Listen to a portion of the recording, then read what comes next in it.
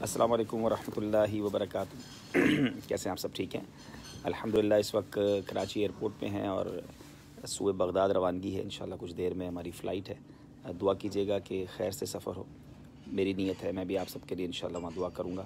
اللہ پاک ہم سب کی بے حساب مغفرت فرمائے، آپ سب کو بھی بغداد معلیٰ کی حاضری نصیب فرمائے۔ دنیا بھر سے ہزاروں عاشقان رسول بغداد معلیٰ پہنچ چکے ہیں، اور انشاءاللہ وہاں کئی عاشقان رسول سے ملاقات کا شرف بھی ملے گا۔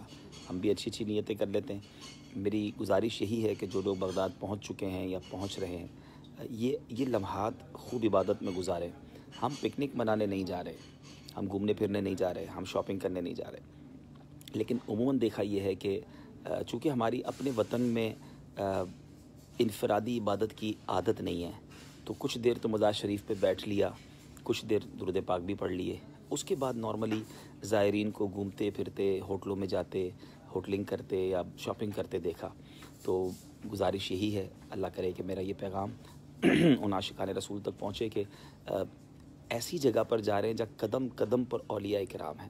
بغداد معلیٰ جو ہے یہ اولیاء کرام کی، اہل بیت اطہار کی سرزمین ہے، اور یہ اسلام کا ایک وقت میں دارالحکومت بھی رہا۔ کوفہ جو ہے وہ اسلام کا سینٹر رہا۔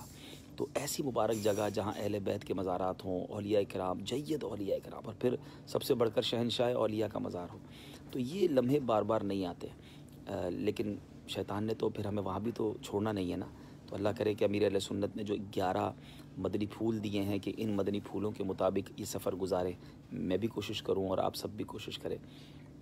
اچھا طریقہ یہ ہوتا ہے کہ انسان اپنے آپ کو بیزی رکھے، اپنے ذمے کچھ ٹارگٹس لے لیں کہ تلاوت قرآن، جیسے امیر علیہ سنت نے کہا کہ پورا قرآن پاک ختم کرے، اللہ کرے کہ اللہ توفیق دے، اور پھر روزانہ 1100 بار درود پاک پڑھیں، روزے رکھیں۔ سبحان اللہ، سنا ہے کہ 5 بجے کے قریب وہاں افطار ہو جاتا ہے، تو ویسے وہاں کون سا کام کاج کرنے جا رہے، تو آسانی ہے تو روزے رکھ لیں، تو انشاءاللہ بہت ساری عبادت کرنے کا موقع مل سکتا ہے۔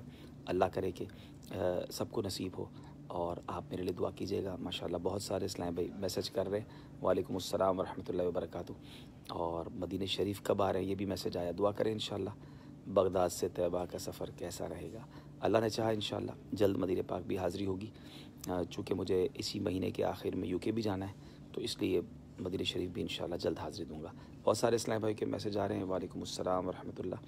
میں انشاءاللہ نیت کرتا ہوں کہ بغداد شریف سے جب آپ سے لائیو آؤں گا تو انشاءاللہ پھر آپ کے میسیجز پڑھوں گا بھی، اور آپ کو انشاءاللہ آپ کا سلام بھی پیش کریں گے۔ فی امان اللہ، دعا کیجیے گا۔ ہمارے مدنی قافلے کے بھی کچھ اسلامی بھائی ہیں، دعا کیجیے گا کہ ہم سب کا سفر خیر سے رہے انشاءاللہ۔ السلام علیکم ورحمۃ اللہ وبرکاتہ۔